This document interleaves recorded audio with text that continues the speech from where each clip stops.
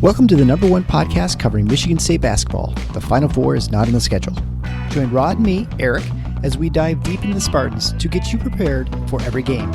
Subscribe today for in-depth recruiting updates and fantastic interviews with today's important college basketball personalities like Robbie Hummel. Thanks for having me. I have listened to your guys' podcast numerous times on drives throughout any Midwestern Big Ten city, so I am big fans of your guys' work. Jay Billis. And next time, hey, if anybody in Michigan wants a December tea time, call me. You wimps won't show up, but I'll be there. I'll be there and play in the cold. And Izzo will be in front of the fire with hot chocolate. Coaches Thomas Kelly. No problem. Glad to be back, man. Glad to be back. Mike Garland. You just can't sit there and trade twos for threes. You can't do it. You're going to lose. Coming down the stretch, you're going to lose. And more. You won't find better coverage of Spartan hoops than you will get here. For both the casual and hardcore fan, come along as we take you for a green-white ride. Hey everybody, it's Eric alongside Rod here to talk about MSU's disappointing 65-64 loss to the Hoosiers in Bloomington today. It's a loss that doesn't knock Michigan State out of the NCAA tournament, but certainly makes a win at the Big Ten tournament a must-be to be assured of another bid. It was a game that now seems kind of typical for the Spartans, where there's almost no consistency throughout the game. The start of the game was just terrible, with the complete inability to get anything going on the offensive end, and Indiana carving them up on the defensive end side of the ball. And then after going down 17, MSU started finally scoring, defending, and miraculously got the lead down to just 5 at halftime. Then they start out the second half in the first 2 minutes hitting a bunch of open shots, and then we're up about 5 to 6 points most of the second half until near the end of the half, when Indiana went an 8-0 run to take the lead back. It was kind of back and forth from there, with the Spartans searching for answers in the paint on defense and riding Tyson Walker on offense. And really, despite Indiana missing almost all their free throws down the stretch, Michigan State just couldn't hit a shot on the final possession as Tyson missed, and nothing would go on the offensive boards. So they lose by 1 point. Now Michigan State is locked in as the 8th seed as we're recording this. Ends the regular season at 10-10, with wins on the road and losses at home. A regular season punctuated by inconsistent play on full display. The season closer. Definitely a game where they had no business winning and then no business losing. And, here we are heading to Minneapolis, having dropped 4 or 5 down the stretch. Yeah, it was, it's something, because when you looked at the schedule heading into these last 5 games, the feeling was, well, they could win 4 of these 5. Yeah. And with the only one that seemed like a likely loss being Purdue. And instead, and this is why, this would, in my mind, of those other 4 games, this one was always the diciest because it was on the road. Sure. So this is the one that would have been toughest, but you only go 1 and 2 in the 3 home games. This is the position you put yourself in. I'm going to differ with you a little bit. Okay. I don't think they need to win the Big Ten tournament game to get a bid. Oh, I don't think they do, but I think to not sweat, they need to win one. Okay, fair enough. Because what I do think is at stake in that game is, and to be honest with you, I haven't even looked at who they're playing, so I couldn't tell you. It's Ohio State or Minnesota, as we talk right now. Okay. So that's, the way Ohio State's been playing, that if they win, that wouldn't look good. And Michigan State split with Minnesota. So neither of those are automatics. But the thing is, I think the real danger is you slip to a Dayton game. Right. If you lose. And you're right. You still wouldn't feel ultra comfortable going into Sunday. So better to win. But they should have won this game. You could talk about the ebb and the flow of it. And yeah, certainly at points in the first half, it was seemingly done. But this. When Michigan State played well in this game, they were doing 2 things, and they were really interrelated with each other. On offense and on defense, they were playing with energy and pace. And when they struggled, they did not. It is infuriating to me. People can talk about the 5 and all the other nonsense they want to obsess about. But to me, this game, watching it, it was crystal clear what the problem is offensively. And you know what it is? It's when they slow it down in the half court, pound out seconds off the clock with AJ primarily, just dribble, and nobody's moving. And yes, that's on the coaching staff too, but it's also on the damn point guard. It's his job to get people into sets, to get it moving. When Michigan State was effective today, it was because the men and the ball were moving. Mm-hmm. When they weren't, it wasn't. And defensively, I would largely say the same thing. When they went through periods where Indiana found it very difficult to score, it's because Michigan State was making it tough on them. They were making entry passes tough. They were deflecting balls. They were playing with energy. When they weren't, they struggled. So to me, you can talk for hours about all this stuff in minutia.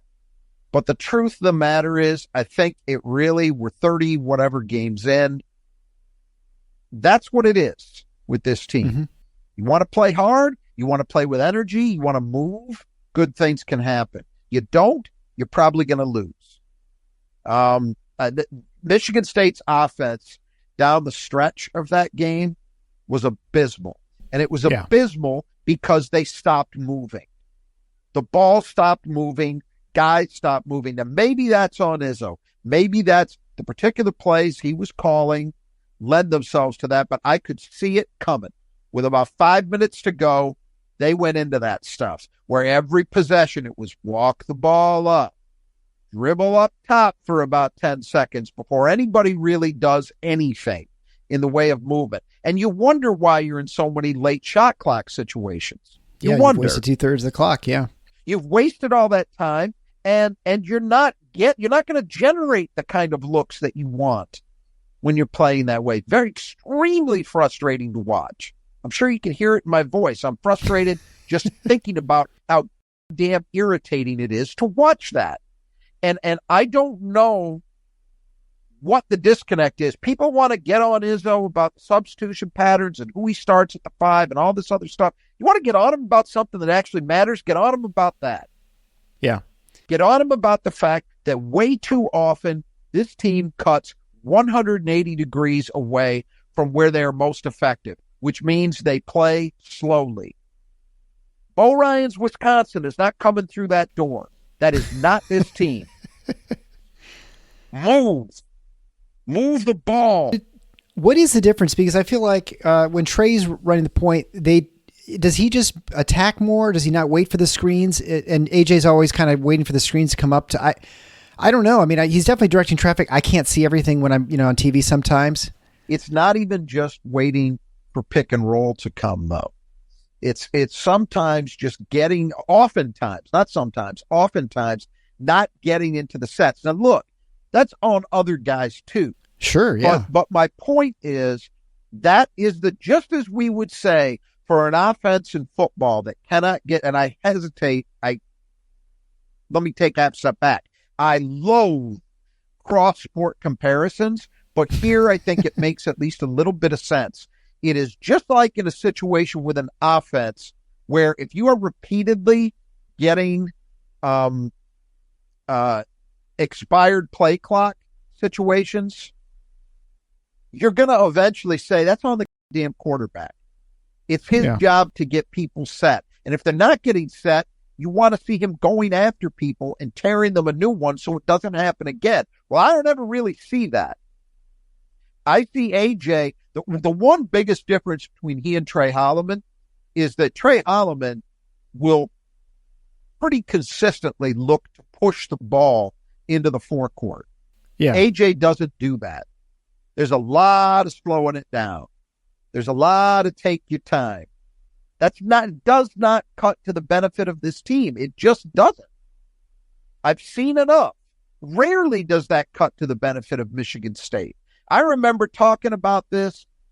This is something I used to bang the damn drum on in the 14-15 season that they finally started to get right. And that's why that team went on a run late that went all the way to the Final Four. They started playing fast. And when you say that, people think you're just talking about fast breaking. I'm not. This team actually, not that they got a ton done today, but I think they're still in the top 20 in terms of transition points. So this team has brought that back, something that was missing last year. That part of the game is fine. I'm talking about when they're playing in the half court. It is painful to watch, because when they go into that stuff, I would love, and I'm not about to do it, I would love to see a chart as to how effectively they shoot when they are getting a shot up, say, in the first 20 seconds or so of the shot clock versus the last 10. And that's, by the way, that's not going to be unusual. Most teams are probably going to be better in the former than the latter. But then the other thing would be, well, how many possessions as a percentage of your overall possessions are you getting a shot up late or not? And Michigan State's, I'm gonna bet, is tilted far too much to that latter category. It just does not play to their strengths. They are not a team that particularly exploits mismatches really well, I don't think. And I think it affects a state of mind. When you see this team thinking, hesitating, they're in trouble. Yeah. They're in real trouble when they do that. You see it sometimes, Malik Call. If Malik is able to get into a move around the basket fairly fluidly, he's in great shape. If he's kind of, backing his way, and there are times he can do that, but when he over dribbles, that's a problem. Mm-hmm. Yeah. When AJ over dribbles, it's a big, big, big problem.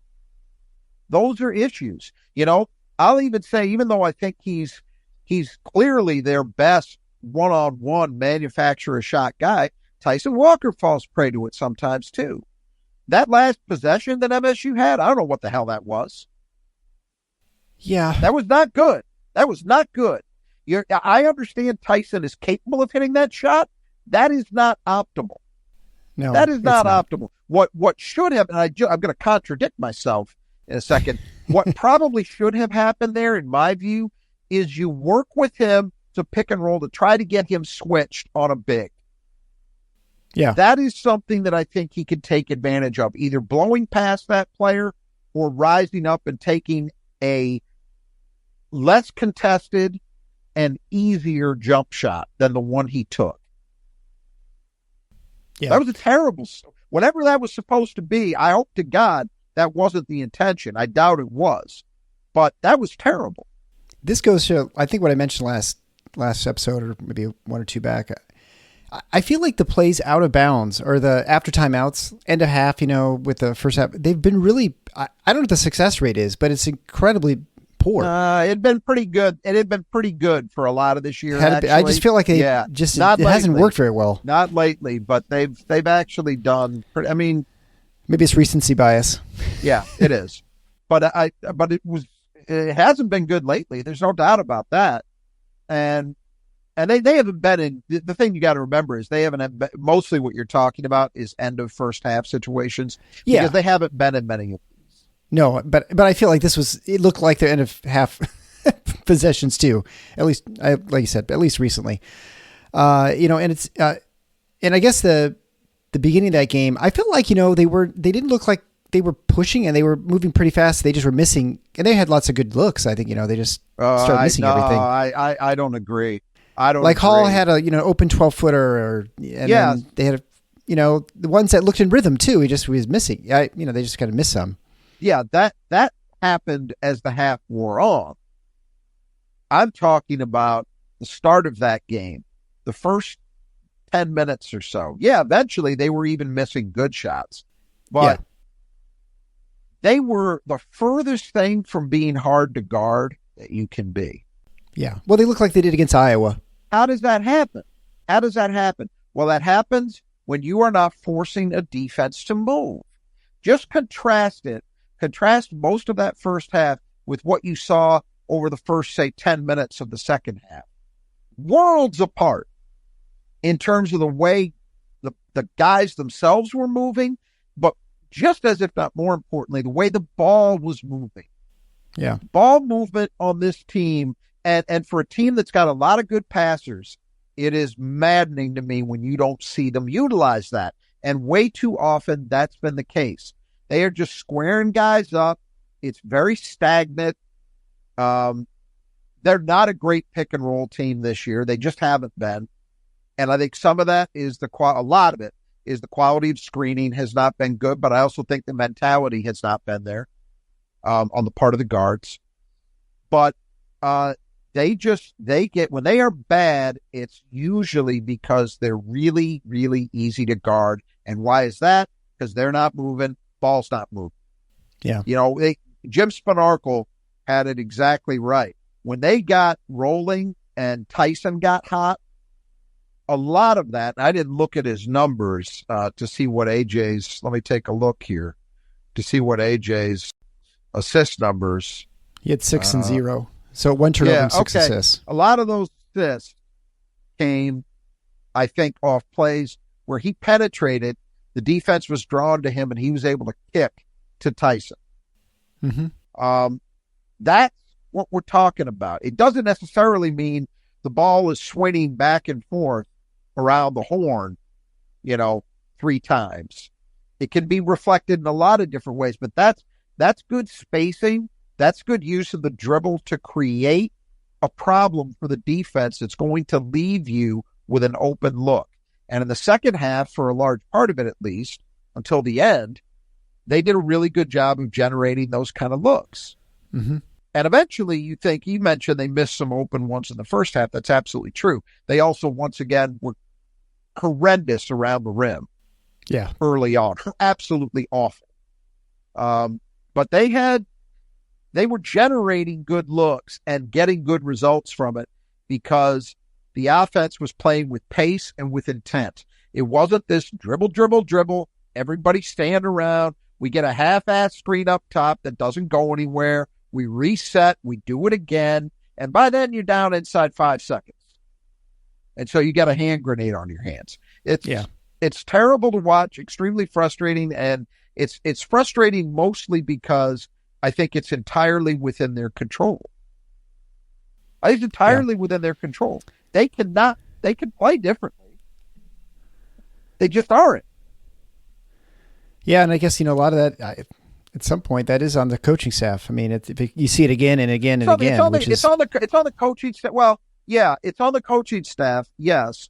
And I'll admit, I don't see the signs from the bench when they're going into those sets where you would see a coach getting it across to AJ, play with some urgency. Yeah, right.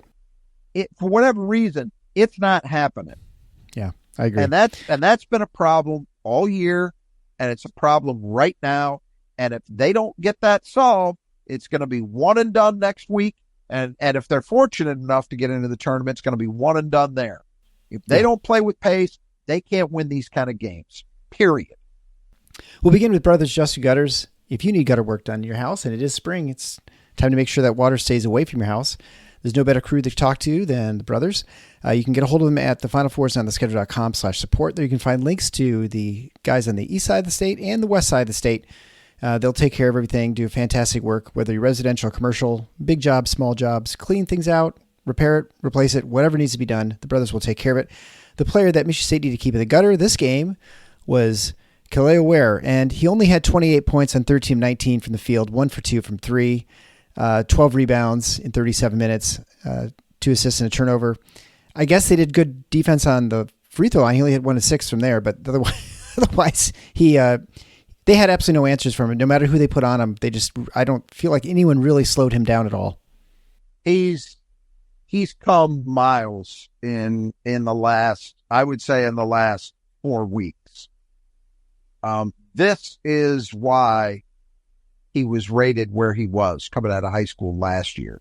Yeah. And if I remember correctly, I don't remember the exact numbers, but I remember he played pretty well for Oregon in that game. MSU barely held them off. But he didn't do that very much otherwise during the season. And so he opted to transfer. Indiana got him. It didn't get off to a great start because I know there was a point that Mike Woodson called out exactly what had been his problem at Oregon, which was lack of motor. Well, he didn't have a lack of motor in this game, and you saw it. He really used his length effectively, really used it. I mean, some of those plays you mentioned, Michigan State couldn't stop him. some of those plays were actually reasonably well guarded. They really were. Mm-hmm. Yeah. It's just he's so long, and he's got a great sense of how to finish around the rim. That there's not a hell of a lot you can do. So what that means is, if you're going to contain him, you've got to do a better job preventing him from touching the ball in the first place, or at the very least, prevent him from being able to get into a shot motion. And Michigan State was not great in those areas. They tried. They just weren't very good. So yeah, no real answers for him. You mentioned 1 for 6 at the line, but he hit the big one. Yeah. He hit the one that won him the game. So yeah. The one when they played him in last year when they were playing against Oregon, I think he had 17 points. He was bad I think he was like 2 for 9 from 3. So he was a lot more 3 happy. This game he only took 2. And just kind of focus on what his game is, at this point. There it is. That's a really good point, because his 3-point shooting percentage this year is pretty good. I think it's in the mid-30 range, but his attempts are not. Yeah, he was 1 for 2 in this game. I don't believe he even averages 2 attempts per game this year. So he has focused on using his physical advantages. And boy, you saw him do that in this game. That was just a very mature, very poised kind of game from him. And boy, thank God he's getting the NBA's attention. And I hope he goes, because if he comes back, he's a major problem for everybody. I don't think he's coming back. But that was a hell of a performance. And yeah, Michigan State could have and should have done more to contain it. I'm not gonna disagree with that. But even if they had played a much better game defensively, he was still going to go for at least 20 with the way he was playing. That was very, very, very smart basketball on his part. And he's just playing with more energy. I mean, you're never going to confuse him with, Draymond Green, but he's playing with more energy and toughness now than he used to. That's the part that I think and getting him to understand who he really is as a player are the parts that I think, Mike Woodson takes a lot of heat, most of it deserved, but you got to give him some credit at least for being able to reach this guy at some point during the season. Not early enough for it to really matter for them, but early enough for it to matter for Kel'el Ware, that's for sure. I mean, you almost kind of wonder I think that you get a little bit of that light switch for Booker too. I mean, he's starting to see it, Absolutely. But it'd be kind of nice. He feels a lot like the same, but like kind of a smaller guy, or at least not as strong. And so he's just living outside a little bit. So maybe you could see the same thing where he becomes a little bit better, gets willing to get dirty a little bit, later next year. Xavier Booker is not quite as tall. It's not quite as long as Kel'el Ware, but there are some rough similarities. Absolutely. And similar criticisms, lack of strength, lack of motor. So, Michigan State feels like they've really gotten across to him at the motor part. And I think they have. I think that's fair. Mm-hmm. And he's gotten a lot stronger. He's put on a lot of good weight since he's been there. It's just, there was so far to go. And, that's the thing you never know. Some guys, Jaren Jackson was able to put on good weight and get appreciable strength gains in a very short period of time. Yeah. So what was a weakness heading into his senior year of high school was not a weakness at all by the time he got to Michigan State. That didn't happen for Booker, didn't happen for Ware. But you can hope that, you look at Ware right now, he's not, he's not Shaq, but he's plenty strong for the Big Ten. Mm-hmm. He's strong enough for his length to play, which is really all that matters, because there was one, I forget, I think it was Hall, actually had him blocked out, and Ware just went over him for an offensive rebound. Right. That's the advantage. So if he's strong enough, he doesn't have to completely beat Malik Hall up. He's just got to be strong enough to stay in position to let his size do the work for him. And he's been able to do that. So that should be a goal for Xavier Booker next year. Get strong enough so that your unique physical gifts start to play as the advantage that they can be. All right, well, let's go on to the Squeegee Squad of Grand Rapids, and the player of Michigan State cleans the glass the best. The Squeegee Squad of Grand Rapids, obviously, they're the best guys to take care of your glass at your house, your business, wherever it might be. Again, small jobs, big jobs, they'll take care of all of it.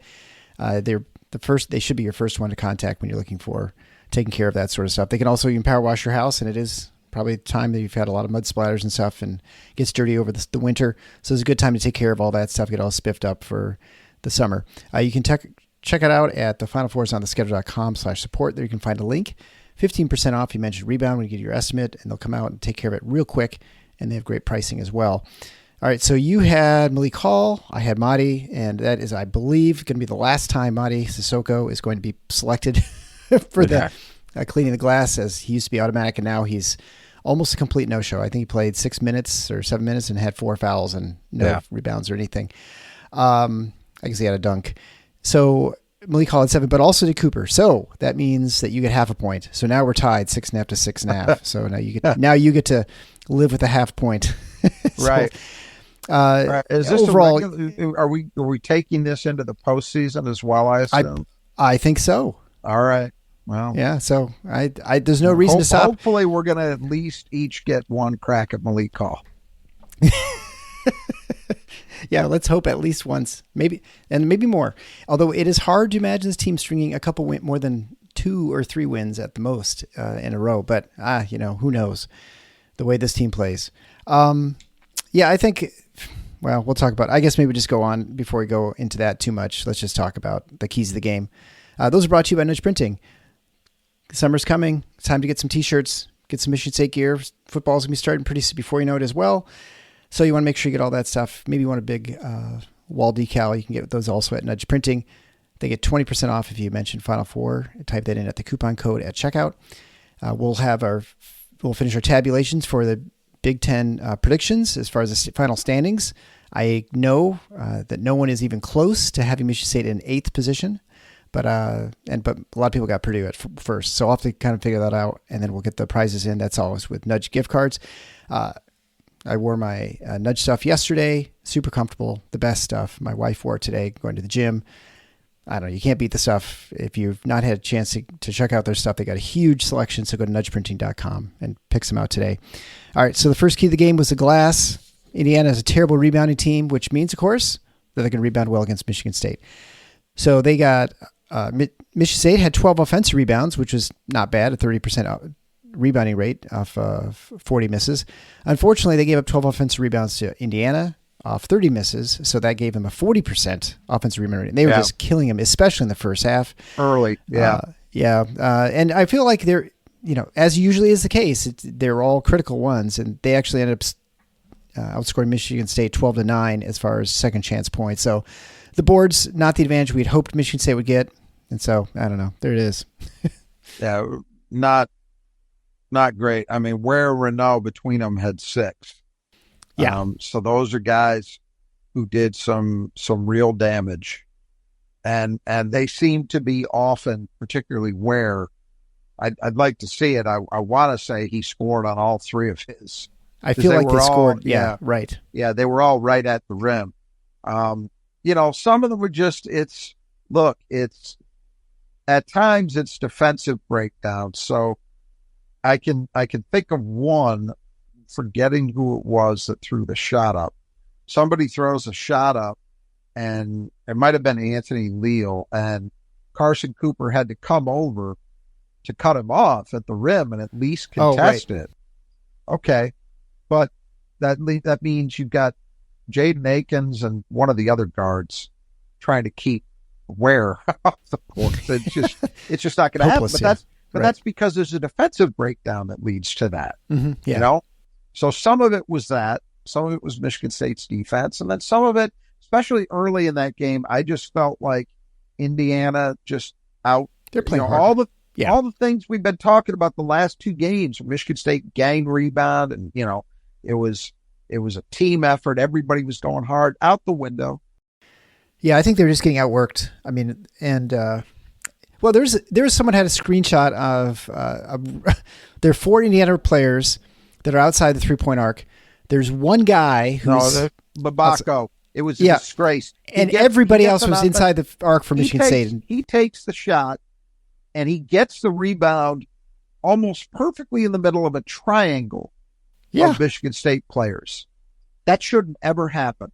No. Yeah, that came in the first half. That was a particularly disgraceful moment. You're right. But I think that explains a lot of the rebounding issues this season. You just see stuff like that, and you're just like, it doesn't make any sense. Where's it? Guys not moving. Yeah. When they're stationary and stagnant, this team is not good. Very few teams are good that way, by the way. Right. Yeah. But it's blatantly obvious with this team. All right, so the second key to the game is the transition game, and I think this was fast break points, 9-7. Although advantage for Indiana, I don't feel like it was really that. I felt like Michigan State was doing well, but I guess that during that stretch where they were getting hammered early, there were a couple of fast break points from Indiana. Generally, there's not a whole lot of transition stuff. I don't know if I buy that. That's maybe it's not accurately capturing secondary break numbers. That were particularly in the second half. I thought Michigan State really was able to get something done via playing faster. So, well, that's also transition. But it wasn't an advantage. It wasn't an advantage for sure, the way it should have been. But I don't think Indiana did a better job in transition than Michigan State. Well, the other key of the game was to turn them into jump shooters, and I think Michigan State did when they turned them into jump shooters, they didn't hit many. They were hitting that first little flurry where you're kind of like, this is not sustainable for Indiana. But and then they started missing most of those jump shots.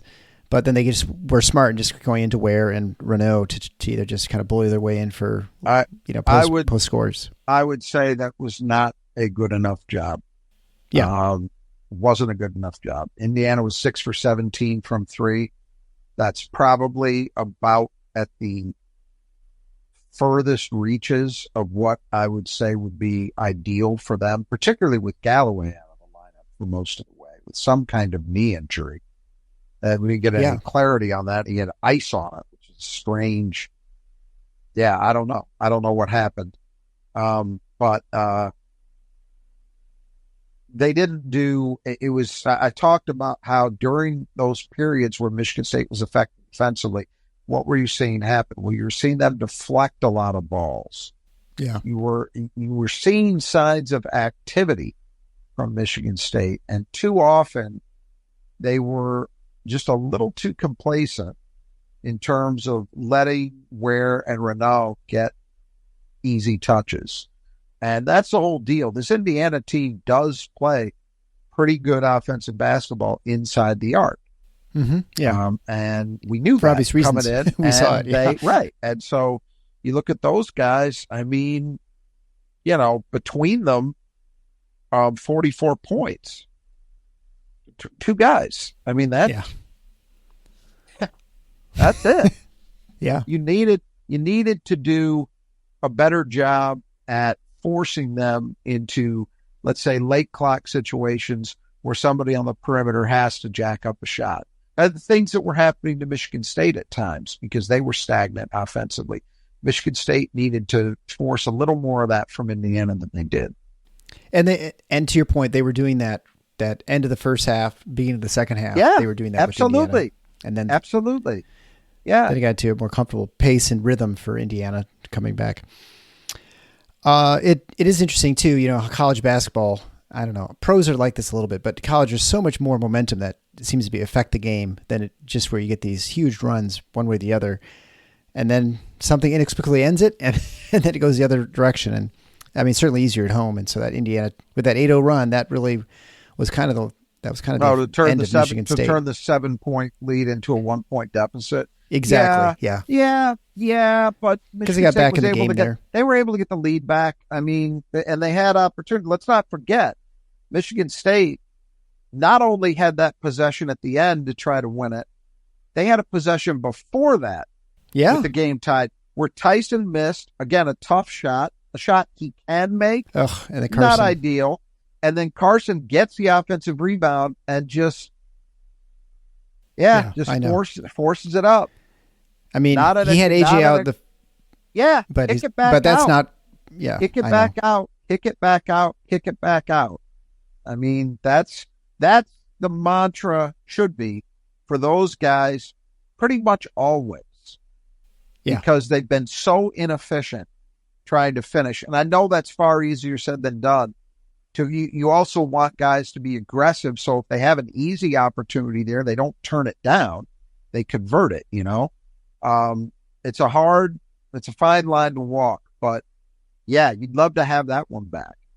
But, yeah, Michigan State had, even despite that run,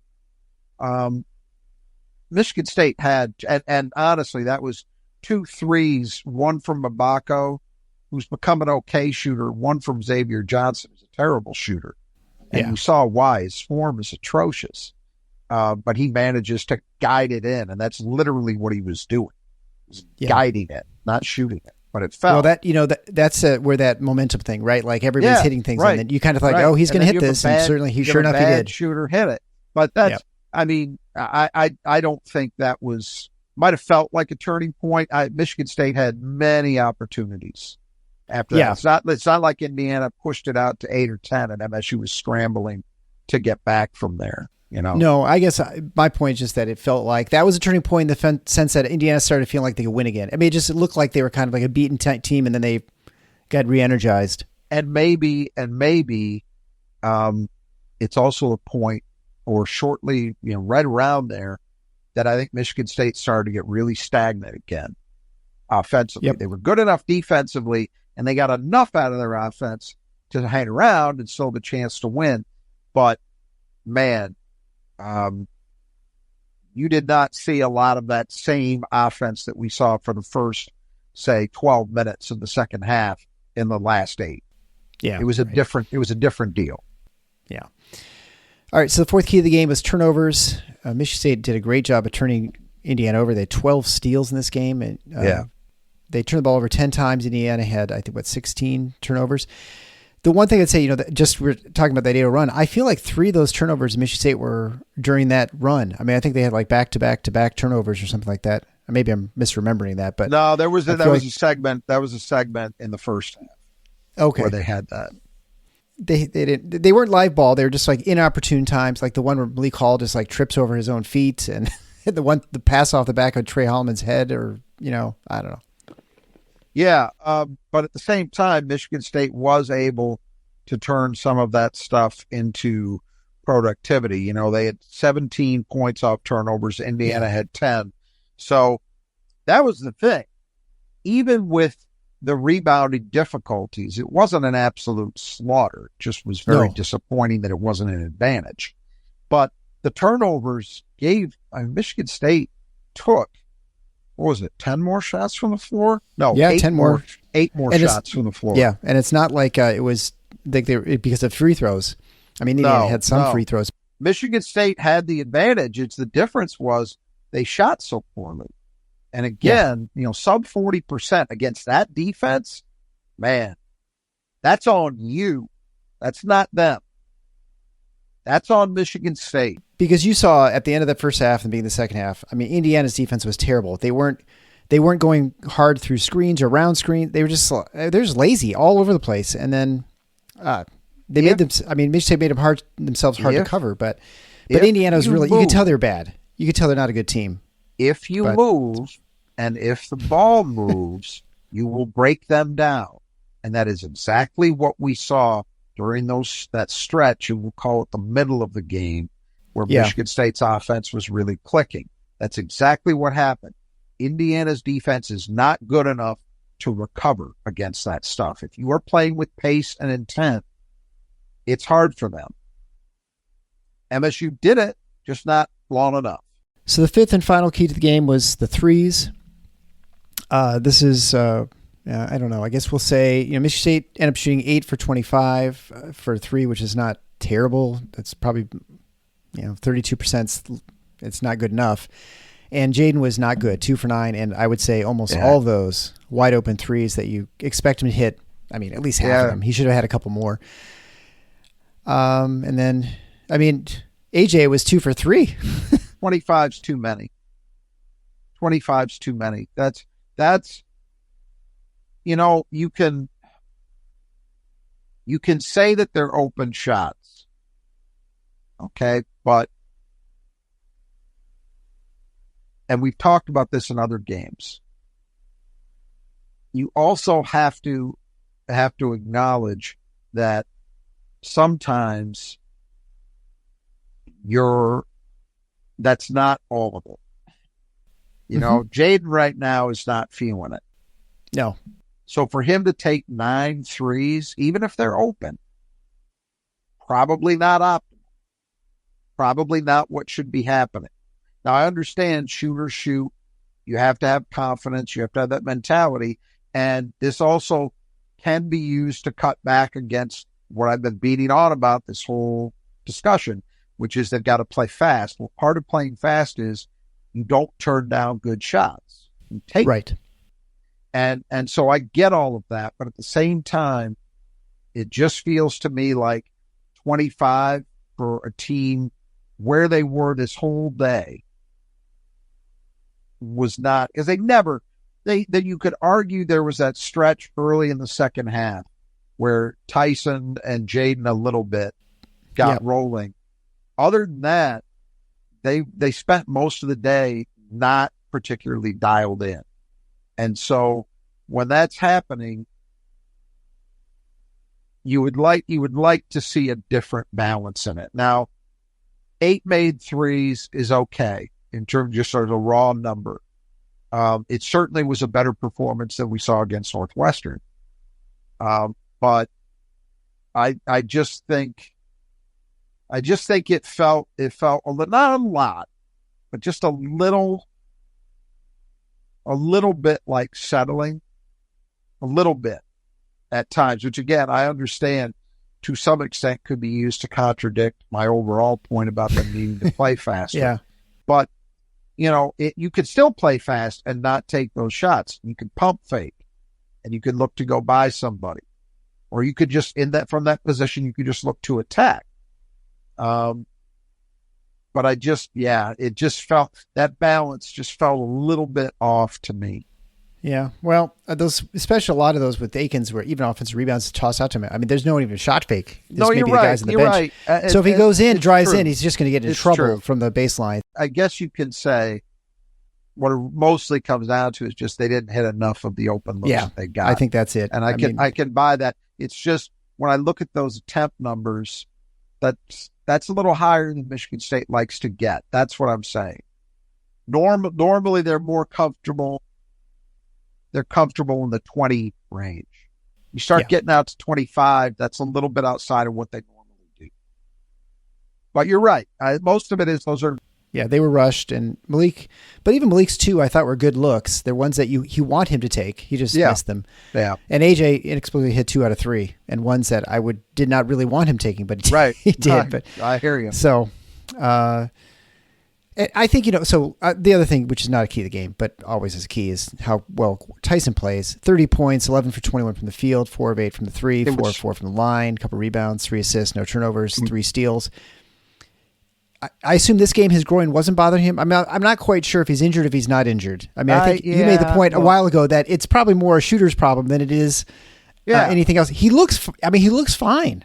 I can't tell what's wrong with him. I'm sorry. I do not. I'm not saying that it's not a real injury. Yeah, right. I'm just saying I've seen him have enough really good games, including this one, to conclude whatever it is not enough to really hinder him very much. And it certainly shouldn't be used as an excuse for a bad day. I think he's just had some bad days. Right. I think it's that simple. That's not going to, I don't think that's something, I mean, you tell me, you're the doctor. I don't think that's something, well, today I feel a little better. And yesterday or 3 days ago, when we played previously, I felt worse. It seems to me like it's an injury that kind of just is until you have enough time to rest it, to let it heal. Yeah, and I think so. It's probably not going up and down like a roller coaster to the point that we could attribute his success or failure on a given day to how he's feeling. I think he's just gone, he spent a whole year being the number one guy on the scouting report, which was a new thing for him. Because even last year, I think he was at best 1B along with Hauser. Yeah, right. And I think that's it. You saw today, you've seen all year, he gets defended very physically. He's not a big guy, to say the least. And so I think all that stuff, I'm more sympathetic to the idea that a whole season of going through that has maybe had an impact in wearing on him a little bit, as opposed to, well, it's the groin that's holding him back. Because look, a guy where that's going on, he doesn't have a day like this. Right. That's what I thought too. Yeah. I just don't, and then and I understand there's a difference between lateral movement and explosive movement. And I get that, but it seems to me like a guy with a serious groin injury that was really hindering him probably shouldn't be able to dunk the ball the way he did after the horn sounded against Northwestern. Yeah, or 3 steals today. I mean, I just don't think you don't feel like he's getting exploited defensively. At least I don't, any more than normal. So I don't know. I don't think so. Yeah, he doesn't look it doesn't look like he's a step slow or anything. I mean, look, do I believe that there could be some small things at the margins that might be making a difference here or there on occasion? Yeah, and that would be stuff that Tom Izzo could certainly tell you. But it's clearly not enough to be really hindering him, because he had 30 points. Now, I will say, there was a discussion on the Spartan Mag board the other day about somebody was posting they really didn't like the idea of end game situations basically turning into Tyson ISO situations. Yeah. And I noted that there have been times in his career where he's been successful with those. Mm-hmm. So I don't think it's an all bad scenario. But today, look, there's no arguing. Today, the last 2 possessions were Tyson ISOs, and they came up empty. And they were both, are they shots that he's capable of hitting? Yeah, but those were not high percentage shots.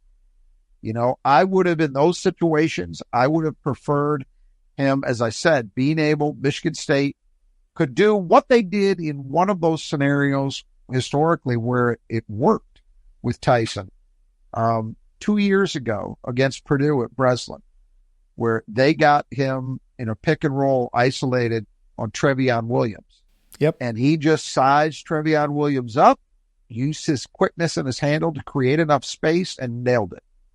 Yeah. I would have much preferred to see that kind of circumstance than Tyson trying to make running,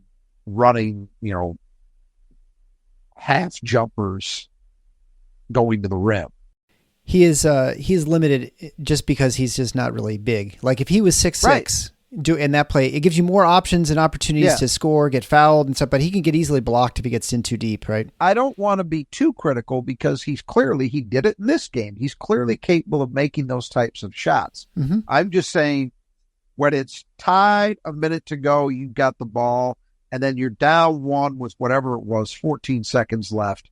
Those 2 possessions, those 2 situations, I would rather have a higher percentage play. And I didn't see Michigan State really even try. What they did, particularly the last one, is they just inbounded the ball to Tyson, and that was it. Yeah. That's what they were going to do. Tyson was going to try and beat the guy guarding him. They didn't try to run him off a pick to get a switch. They didn't have pass the ball and then try to get it back in a better position off movement. None of that. They just squared him up, said, go get it. Okay. But, the shots that resulted from that, I don't think were optimal. The one thing I could say about the last shot was it did come early enough that you would have had an opportunity. They just couldn't get a clean offensive rebound. They battled. They just couldn't secure it. And then the ball got kicked loose, and that was it. Yeah, and that's a function of course, whenever you drive in that deep, everybody, especially end of the game situation, everybody is sort of in their deep. So that's the thing where, like, if you could tap it out, there might be someone open for 3, right? But everyone's there trying to rebound. All right, so let's move on to our listener question for the show. This is brought to you by Juris Clovins, who's asking, what is the probability that either Sissoko and or Hogard use their COVID year and return for another season? I think very low. Yeah. Well, so I guess that's two questions there. One is what return for this season at Michigan State, and then one is just returning. That's the low part. Now, do I think it's very possible that they will be playing college basketball next year? Yeah. I just and I say that because now going through senior day doesn't mean anything. I mean, Malik and Tyson went through it last year. Yeah. And they came back. So that doesn't tell you anything. Joey did it twice. Yeah. But they went through it. But just listening to the way Izzo answered that about a week or so ago, and then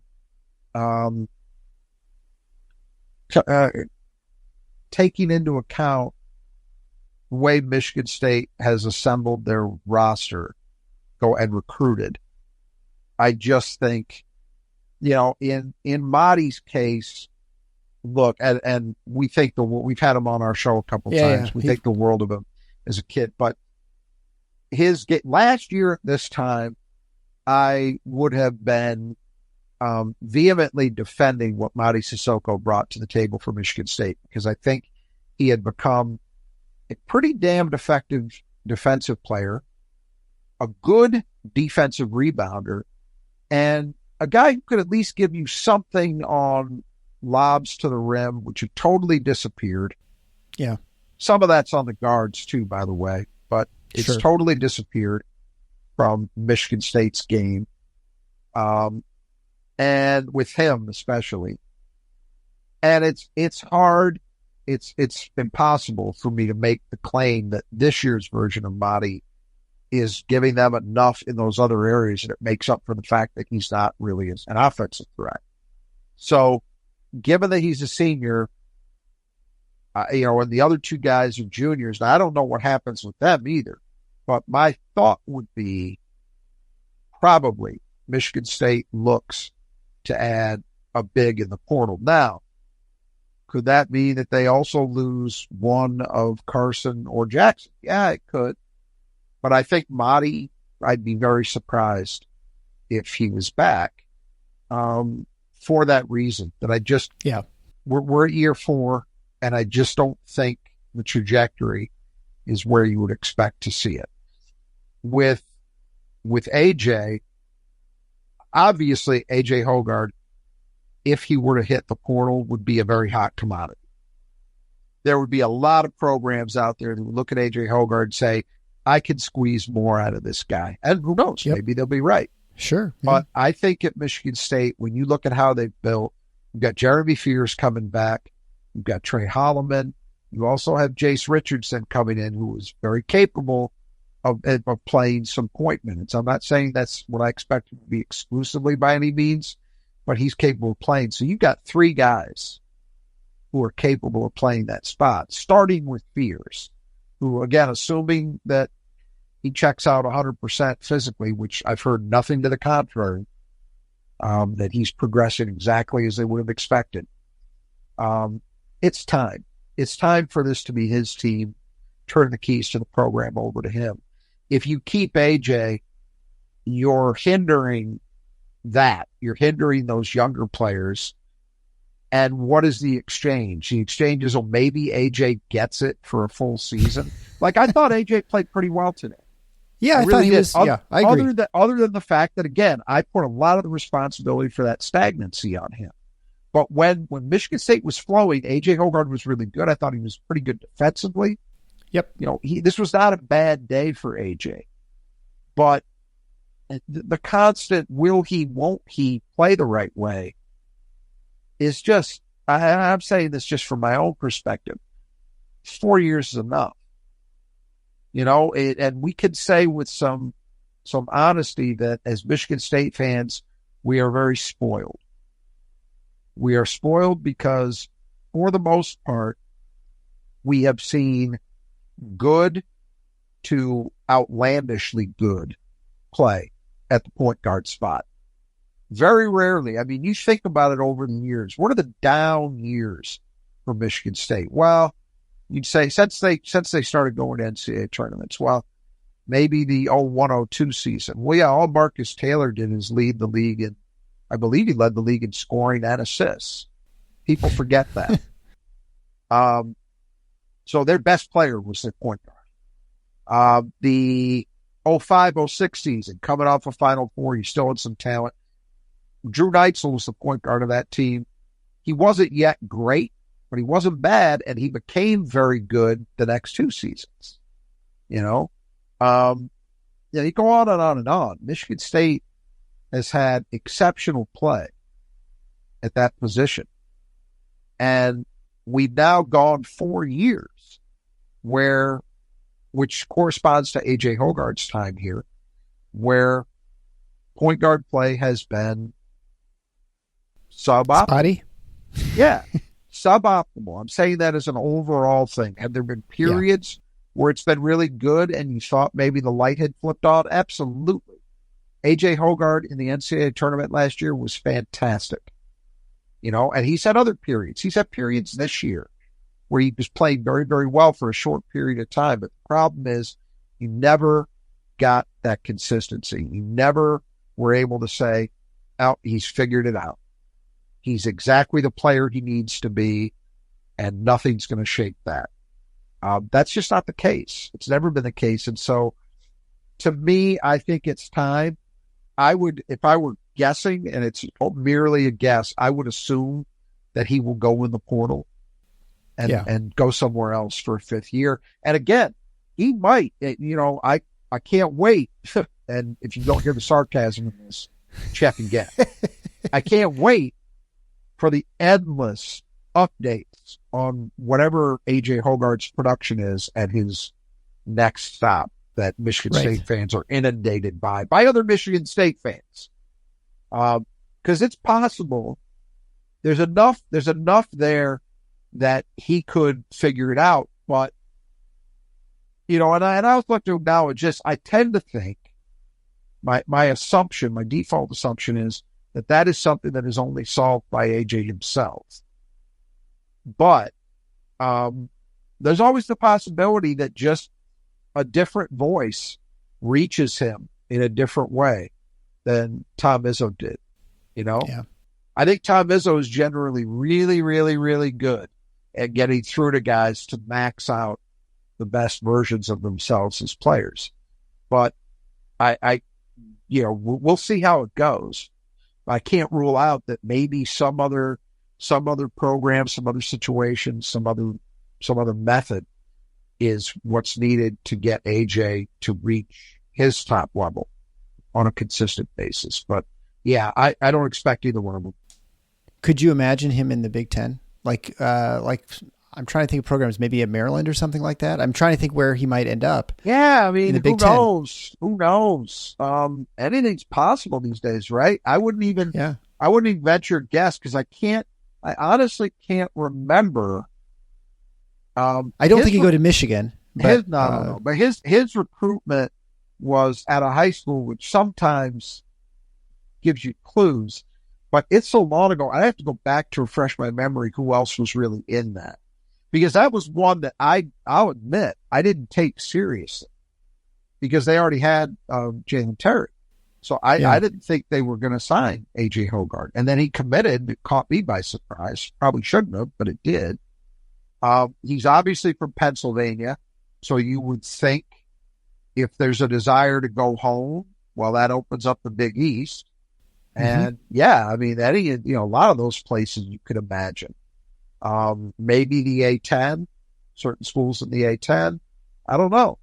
It'd be if it happens, it'll be extremely interesting. And again, I say this with a lot of confidence. If A.J. Hogarth hits the portal, there will be big name programs that are involved in that. I don't think it's a situation as much as we get frustrated. It's because we know what the standard is at Michigan State. And also that, as I just got done saying, Michigan State clearly has been preparing for a post-AJ future. And if he came back for another year, you're going to lose some of that. I mean, I just can't see a scenario where that would make sense. But I would expect that big name programs would be in on him. Maybe not as much Madi. Madi, it might be, a mid-major where he could get a clearer path to a lot of minutes. because I would assume that's something he would like to get back to for his last go around. Although the flip end of that is that it's also got to be a situation where, and him not being an American citizen, it complicates the NIL thing. That's what I was going to say. I feel like that's more of the motivating factor at this point. Right. That'll be but I would like to think that there's some situation there. That'll be an interesting one to watch. I mean, if you were asking me, now this is not what the question was, but I'll pose this one anyway. Of the two, who is more likely to come back? I would probably say Madi. I would too, even if Madi is guy who's playing 5 minutes a game like he was today. I feel like he's more likely to come back to Michigan State, largely because I feel like his motivation for playing is not, I don't think he has any aspirations in the NBA or probably playing a significant, or even G League or anything like that. I mean, he's got to be looking at ways of supporting his family and sort of I feel like his focus is not necessarily on a long career in basketball outside of what he can do to help take care of, his family. And, the best opportunity even might still be sitting on the bench at Michigan State. I don't know, because, injuries happen and stuff. I don't know. That may be better than going to Israel or wherever. I don't know. I've been a believer in the idea that Tom Izzo doesn't push guys out. And I'm quite certain of that. This will be an interesting test of that, because I think so. Yeah. You can see us. And so then it becomes, okay, at that point, does he turn to one of Carson Cooper or Jackson Kohler and says, look, you can stay if you want, but I'm bringing somebody in and your role's probably not going to be what you'd like it to be. That could happen if he brings someone in anyway. Because let's put it this way. If they go into the portal for a big man, and let's just say it's a 5, I don't think they're going into the portal to get a 15-minute a night guy. Nope. I think they go in looking for somebody who can really kind of take that position. So then you have to look at it and say, all right, well, there's been this 3-headed situation where all these guys have gotten some minutes, but could we be looking at it at something where it's more like one of the two will get some minutes, not both? So, and maybe that's enough. Maybe that's where it comes from. The obvious assumption would be that it's Madi because he's used the 4 years. But yeah, I could definitely, if I had to choose between Madi and AJ as to which one's more likely to be back, it would easily be Madi for that reason. Yeah, no, I think so too. Although I think the chances of either of them being back are pretty low. Like, I would say less than 10%, to be honest. I would want to put a percentage on it because honestly, I haven't asked anybody who would know. This is strictly my gut feeling, knowing little bits that I know over time. And again, not recently, and just looking at the overall dynamic. But the one caveat to it's definitely low. I agree with you there. I just wouldn't want to assign a number to it. Does that mean 10%, 8%, 25%? I don't know. But it's more likely than not, in my opinion, that they are both not going to be back next year. I think you're right there. Yeah, we'll see. Robbie Avila will be here next year. Just kidding. That's a great player. Hell of a game today, boy. I assume you watched it. I, of course, watched it, because Drake got the puncher ticket, and they, Hell of a game. It'll be interesting to me to see if Indiana State does manage to get in. There seemed to be a lot of pessimism from the CBS folks about them getting an at-large, and that's a shame if that's the case. But, Robbie Avila is a great player that I absolutely could not ever imagine playing at Michigan State. It'd be interesting to see him if he's ever slimmed down. I don't know that it's even possible, but that's the thing. Yeah. Yeah. Right. Yeah. Well, we'll enjoy our last, I think probably for my dad, as far as we'll talk about Drake for 1 second, but great I think it was a great game. I mean, they're a really good team. It's actually what Darren DeVries has done there is very impressive. Over 70% win percentage at Drake. I think almost certainly this is his last year. Drake, his son will be a senior next year, and there's no COVID year for him. And Tucker's a fantastic player. I think he's going to go, and he'll be a package going wherever. I mean, I would think I'm glad you brought that up. So let's talk for a second, because this is more enjoyable than the postmortem of another Michigan State loss. I agree with you. You look at it and you say, what more can this guy do? Yeah. At that level, right? He's done it all, and that team's good enough. You could imagine them going on a run to get to the second weekend, right? It wouldn't be sure. shocking. They had Miami last year, and they just blew like a 10, 12-point lead with 3 minutes left or something. I would have said the same thing about Indiana State, too. Quite honestly, I think they're both that good. This is, getting back to this year was getting back a little bit more to where the Valley was, like, I don't know, a decade or so ago. Mm-hmm. Where you had teams that, every year for a while. Well, Wichita State was still in the league, obviously. Right. And Creighton was still there. You had programs that if they got in the tournament, man, you didn't want to see them.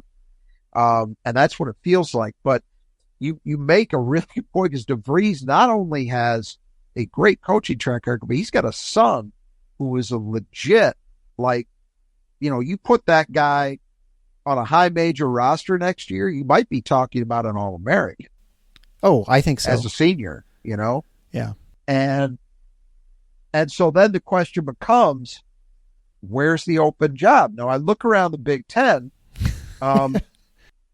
Ohio State, I don't hear any talk about him. And in fact, with Indiana saying that Mike Woodson's definitely back, it seems to me like Ohio State, and again, I could be wrong about this. I don't pretend to have any particular intelligence related to that job, but it kind of seems like Dusty May or Sean Miller for that job seems to make a lot of sense to me. You don't really hear DeVries' name associated with that job, because the Big Ten is where you would, at least my mind, would turn first for a Missouri Valley coach, just because of the geography. Big 12. Is DeVries, that too, we'll get to that in a second, but is DeVries, do you know, is he a Minnesota native? No, Iowa. So he's a home. Yeah, he played at UNI, and his brother is younger or older brother, Jared DeVries, played in the Lions for 12 years. Oh, he played at Iowa too. Okay. Yeah. All right. So, so the Big Ten, I mean, you can always have a surprise happen. Yeah. But Kevin Willard suddenly gets fired. I don't think that's after 2 years. I don't think they do that. And Maryland would not. When I think about obvious spots, it wouldn't necessarily be Maryland. It's Big Ten, but as we know, it's not really the Big Ten. It's, Ben Johnson's done enough that he's clearly going to hold on to that job for another year. Minnesota's not going to fire him. So what does it come down to? The only one you could really imagine would be Michigan. I would not like to see that. I don't think they'd be smart enough to hire him, but I'll throw a name out too. Greg Gard. I don't think that he's 100% interesting safe in Wisconsin, right? Well, the fade this year certainly did not help him. Yeah. But who knows? do you get it? Do you have a sense? Because I don't have a sense. There have been points earlier in his tenure that I thought maybe, but that's an interesting one. Okay, we'll keep our eye on that. And then honestly, as I think about the Big 12, I mean, an obvious one too. Nebraska is not going to make a move. Nope. Because they're going to the tournament, so Northwestern isn't. So the Big Ten really is not a league where, right now there's only one for certain, and there's a very good chance that's where it stops. That the other 13 I don't know about the new members coming back in either. Well, yeah, but I mean, Washington's already fired Mike Hopkins, but they've already got their replacement lined up. There were some rumors about Dana Altman, but he has stated retiring, but he stated he's coming back. And then, UCLA. They'd never hire someone as a mid-major. No. And there was some talk about USC, but again, maybe, but I would think there would be other regional guys that would get in a USC mix. So yeah, maybe we are talking about the Big 12, but God, isn't it it's just so interesting that I think the same thing about Dusty May. It's like there are these mid-major and the Indiana State coach. There are these guys who look to be so ripe for that kind of move. And yet, at least as of right now, you're not seeing a ton of obvious opportunities, meaning opportunities in their region. Yeah. That make sense. So I don't know. Maybe if, Drake will get lucky and get one more year. Yeah, and that would be an upset because, boy, he's certainly done enough to warrant being at somebody's high major job. I mean, I don't know what more else you can really do. Yeah. The only argument I guess you can make is, well, he hasn't had one of those tournament runs that, kind of stamp a guy like Dusty May had last year. Right. Yeah, exactly. But he could do it this March. That's for sure. I would want to play Drake if I'm some other team. I'd say that much. No, it's a dangerous team. All right. Well, let's wrap it up here. Just a quick word. If you're interested, this is very strange. So if you're interested and you're in the Grand Rapids area of getting your brakes done, my pastor said, hey, can you mention it? It's $75 an axle plus parts. If you are interested and you want to get connected, contact me at eric@tffinots.com. He is a certified mechanic at a local shop, and they're always encouraging their guys to do some work on the side, earn a little extra scratch. So until next time, the Final Four is on the schedule. Go green.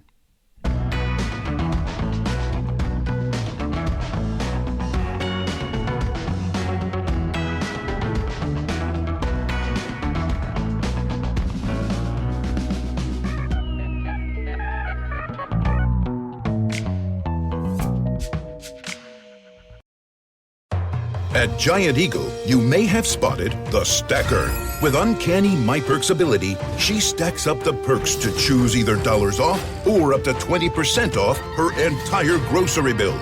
The Stacker, stacking up huge savings with MyPerks. Find your MyPerksonality and transform your shopping into free gas and groceries. Full details at gianteagle.com/MyPerks. Perks cannot be earned or redeemed on select items. Restrictions apply.